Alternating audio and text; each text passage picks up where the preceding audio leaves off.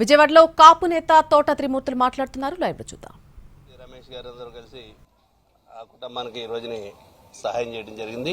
దీంట్లో ఏది ఏమైనప్పటికీ కూడా ప్రభుత్వం చేస్తున్నటువంటి విధానానికి తప్పుపడుతూనే మేము ఈ కేసు గురించి మాట్లాడుతున్నాం తప్పితే చనిపోయిన అతను రౌడీ షీటరా, పదే పదే పేపర్లు రాయటం, పదే పదే మాట్లాడటం ఇవన్నీ అతను రౌడీ షీటరు అనేటు అతన్ని ఎవరో సమర్థించడానికి సిద్ధంగా లేము. మీరు చంపేసినటువంటి విధానానికి వ్యతిరేకంగానే మీరు ఈ కేసుని ఇన్వెస్టిగేషన్ చేస్తున్నటువంటి విధానానికి మాత్రమే వ్యతిరేకం తప్పితే మేము చట్టపరమైనటువంటి న్యాయం జరగాలనేటువంటిదే మేమందరం అనుకునేది. ఆ కుటుంబానికి ఆ చనిపోయిన వ్యక్తిని ఎవరు తీసుకొచ్చేవలేరు, ప్రభుత్వాన్ని తీసుకురాదు, ఎవరు తీసుకురాలేరు, కోర్టులు కూడా తీసుకురాలేవు. కానీ ఇటువంటి దుర్మార్గంగా ప్రభుత్వాలు అనేటువంటిది ఒక మనిషిని తీసుకొచ్చి బూడి చేయటం అనేటువంటిది అతను ముద్దాయి అవ్వచ్చు, కాదని మేము అంటలేదు. ఆ ముద్దాయిని బూడి చేసినటువంటి విధానానికి మేము వ్యతిరేకం అనేటువంటిది మాత్రమే చెప్పదలుచుకుని ఆ కుటుంబాన్ని ఆదుకోవడానికి వచ్చాను తప్పితే అంతకు మించినటువంటి ఏ ఉద్దేశం లేదు. దీంట్లో ఒక నాగరాజు అన్నటువంటి సీఏని మాత్రం ముద్దాయిని చేసేటువంటి పరిస్థితి చేస్తున్నారు వీళ్ళందరూ. ప్రస్తుతానికి ముద్దాయిగా అతన్ని చూపెట్టి అరెస్ట్ చేసి జైలుకి పంపించారు. కానీ ఒక నాగరాజు పై అధికారులకు తెలియకుండా జరిగినటువంటి విషయం కాదనేటువంటిది మా అందరం ప్రగాఢంగా మాకున్నటువంటి కాస్త అవగాహనలో మాకు అర్థమైనటువంటిది. దీంట్లో సిపి గారిని, ఉన్నతాధికారులను ఇంకా కొంతమందిని తప్పించి ఈ కేసులో నాగరాజుని బలిపోసం చేయడానికి చేస్తున్నటువంటి ప్రయత్నాలు స్పష్టంగా కనపడుతున్నాయి. అటువంటి ప్రయత్నాలు జరగకూడదనేటువంటిదే ఈ ప్రభుత్వాన్ని మేము డిమాండ్ చేస్తున్నాం. ఇందులో ఎవరి ప్రమేయం ఉందో ఎవరెవరికి తెలుసో సిట్ అనేటువంటిది వేశారు. దానికి ముందు టాస్క్ ఫోర్స్ అనేటువంటి ఉంది. ఈ టాస్క్ ఫోర్స్ ని పంపించింది ఎవరో, అతను నాగరాజు ఈ ముద్దాన్ని తీసుకొచ్చింది ఎవరో, చంపేసింది ఎవరో అన్ని పై అధికారులకి ఎవరికే తెలియకుండా ఒక్క నాగరాజు వల్లే, సీఏ వల్లే జరిగిపోయింది అనేటువంటిది మాత్రం చాలా తప్పు. దీంట్లో ఉన్నటువంటి వాళ్ళు ఎవరైతే ఉన్నారో, ఎవరి ప్రమేయం ఉందో, ఎవరికి తెలిసి జరిగిందో వాళ్ళందరూ కూడా దీంట్లోకి రావాలనేటువంటిదే మా యొక్క డిమాండ్ అనేటువంటిది ప్రభుత్వాన్ని డిమాండ్ చేస్తున్నాం. ఈరోజు మిత్రులు ఇంతకుముందు త్రిమూర్తులు గారు చెప్పినట్టుగా పోయిన మాసం 12వ తారీఖున వైఎస్ఆర్ కాంగ్రెస్ పార్టీకి చెందినటువంటి కాపు పెద్దలందరం కూడా తోట త్రిమూర్తులు గారు 21వ తారీఖున మేము సమావేశమయ్యాం. ఆ సమావేశంలో అనేకమైన విషయాలు చర్చిస్తూ ఈ విషయం కూడా చర్చించుకొని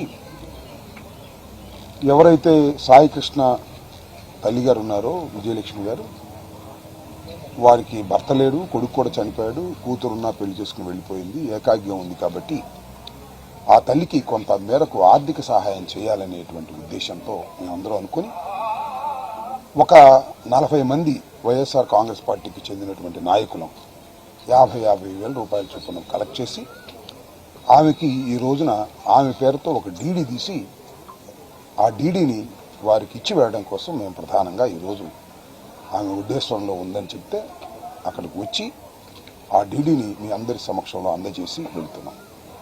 ఇది ప్రధానంగా ఇవాళ ఇక్కడ రావడానికి గల కారణం. ఈ కేసు చాలా దురదృష్టకరమైనటువంటి కేసు, చాలా ఆశ్చర్యాన్ని కలిగిస్తున్నటువంటి కేసు, ఇంతవరకు మిస్టరీ వీడనటువంటి కేసు. సరే, దీని మీద ఒకసారి వెనక్కి వెళ్ళి చూస్తే 18వ తారీఖు జగన్మోహన్ రెడ్డి గారు వచ్చి వారి కుటుంబాన్ని పలకరించేంత వరకు దీన్ని గాలికి వదిలేశారు. 18వ తారీఖు ఎప్పుడు పలకరించారో 19వ తారీఖు కేసు రిజిస్టర్ చేశారు. ఎంత లోపభూయిష్టంగా ఈ పోలీసు యంత్రాంగం ఈ కేసులో ప్రవర్తించిందో 2-3 ఉదాహరణలు చాలు. అదేంటంటే కేసు రిజిస్టర్ చేశారు, నాగరాజుని ఇమీడియట్గా అరెస్ట్ చేయలేదు, నాగరాజుతో బేరసారాలు చేసుకున్నారు. బేరసారాలు మీన్స్ అతను ఇలా చెప్పు అలా చెప్పు అని చేసుకున్నారు. చివరికి ఏదో అరెస్ట్ చేశారు, అది కూడా చాలా ఒత్తిడి మేరకు. ప్రధానంగా సమాజంలో ఉన్నటువంటి వ్యక్తులు దీన్ని వేలెత్తి చూపుతున్నారు కాబట్టి అరెస్ట్ చేశారు. అరెస్ట్ చేసి ఆయన సెల్ని తీసుకోలేదు. ఆయన సెల్ తీసుకుంటే ఆయన కమిషన్తో మాట్లాడిన సంగతో లేకపోతే ఎవరితో మాట్లాడిన సంగతి అన్నీ వస్తాయి. అది తీసుకోలేదు. అది ఒక పెద్ద లేఖన. ఆ తర్వాత సీసీ ఫుటేజ్, పోలీస్ స్టేషన్లో ఉండే సీసీ ఫుటేజ్ లేదని చెప్పేశారు. లేదండి, మాయమైపోయిందని చెప్పారు. ఏంటిది? ఎంత దురదృష్టకరమైనటువంటి పరిణామం. ఆంధ్రప్రదేశ్లో టెక్నాలజీ డెవలప్ అయినటువంటి దేశంలో చంద్రబాబు నాయుడు గారు మాట్లాడితే టెక్నాలజీ అద్భుతం అమోఘం అని చెబుతున్నటువంటి దానిలో ఒక నేరం జరిగినటువంటి పోలీస్ స్టేషన్లో సీసీ ఫుటేజ్ లేదు, మాయమైపోయింది అంటే ఏం జరుగుతుంది ఈ రాష్ట్రంలో? ఎవరినో కాపాడటం కోసం నాగరాజును అరెస్ట్ చేశారు, సరే, ఎవరినో కాపాడటం కోసం ప్రయత్నాలు జరుగుతున్నాయా లేదా అనేది ఇక్కడ పాయింట్.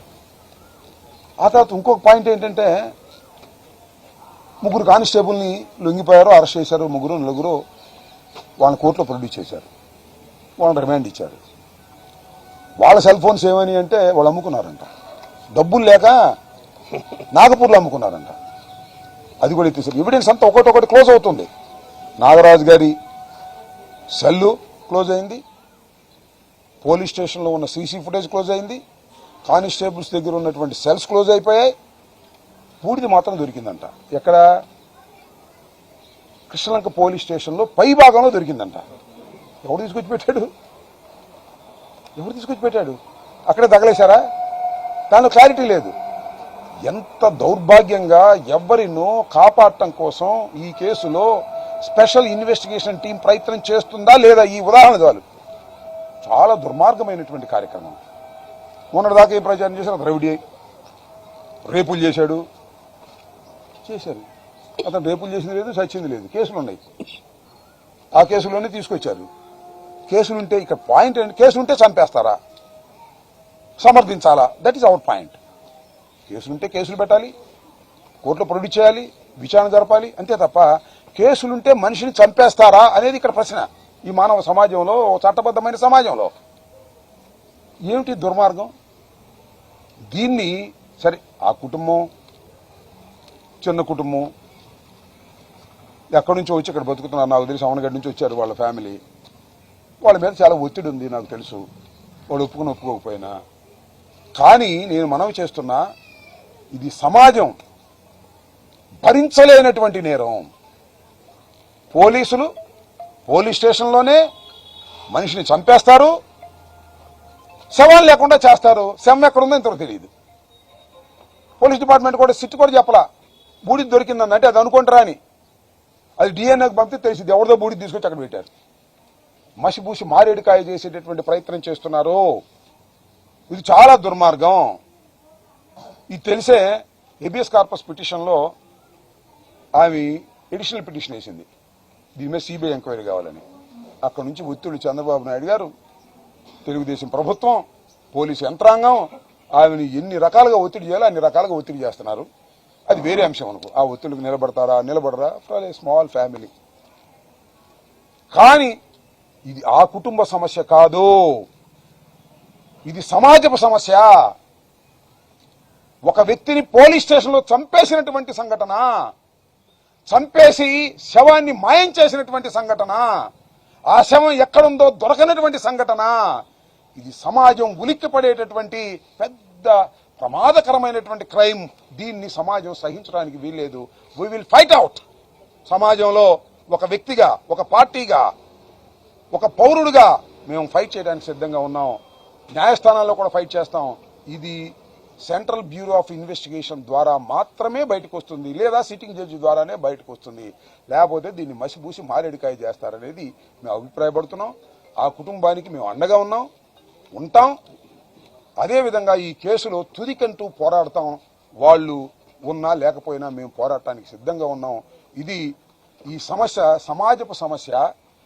పోలీసులు దారుణంగా మనుషులను చంపేస్తున్నటువంటి సమస్య, అన్యాయంగా కేసులు పెడుతున్న సమస్య. ఈ సమస్య మీద మేము ఖచ్చితంగా పోరాడతామని కూడా ఈ సందర్భంగా చెప్పదలుచుకున్నాం. ఓకే, ఇదిగో చూడు, ఇంకో మాట. అసలు ఎంతగా వక్రీకరించేటటువంటి ప్రయత్నం చేస్తారంటే, ఆంధ్రజ్యోతి పేపర్లో రాస్తారండి. ఎంత దుర్మార్గం నాకు అర్థం కాల. ఎన్నో అనుమానాలు ఉంటాయి, ఎన్నో అనుమానాలు. దేని మీద? మలుపులు తిరుగుతున్న రౌడీ షీటర్ సాయికృష్ణ అదృశ్యం కేసు. రౌడీ షీటర్ అంట చచ్చిపోయాడు, వాళ్ళు ఎట్టిప్తాడు తిరుగుతుంది, ఆయన చచ్చిపోయాడు, బూడిదైపోయాడు. వాళ్ళు చెప్పే లెక్క ప్రకారం మేము చెప్పాం, వాళ్ళ కుటుంబం చెప్పింది. అప్పుడు ఒప్పుకోలా. ఏ ఫోటోలు రిలీజ్ చేస్తే దొంగ ఫోటోలు అన్నారు. తీసుకురండి బాబు అంటే బూడిద ఉంది అంటున్నారు. ఇవాళ బూడిద అక్కడ దొరికింది అంటున్నారు. ఏంటి మలుపులు తిరిగేది? మలుపులు తిరగటం ఒకటి. రౌడీ షీటర్ సాయికృష్ణ అంట ఫోకస్ చేస్తున్నారు. అబ్బో పెద్ద రౌడీ అండి, మామూలు రౌడీ కాదు. మన సినిమాలో చూస్తాం డాన్ లాగా. తినటానికి తినలేదురా మొగడా, వాళ్ళకి తినటానికి తినలేదు వాళ్ళ అమ్మకి. వాడు ఎక్కడికి వెళ్ళి పేపర్ బాయ్గా పనిచేస్తున్నాడు. రౌడీ షీటర్ అంట, డాన్ అంట, హత్యలు చేశాడంట, పేదగా చూపించేస్తున్నారు. అంటే చంపడం కరెక్ట్ అని చెప్పేటటువంటి ప్రయత్నం చేస్తున్నారు. ఆంధ్రజ్యోతి, ఈనాడు, ఎల్లో మీడియా మొత్తం. ఇంత దుర్మార్గం ఇది. మీరు చచ్చిపోయిన వాడికి అండగా ఉండండి. ఒక క్రైమ్ జరిగింది, దారుణమైన క్రైము. ఆ క్రైమ్ను బయటకు తీసుకురావాల్సింది పోయి దాన్ని కప్పిపుచ్చేటటువంటి ప్రయత్నం చేస్తున్నారు. దీన్ని ఎవ్వరూ సహించకూడదు. పార్టీలకు అతీతంగా కూడా ఫైట్ చేయాలని నేను కోరుకుంటున్నాను. ఓకే.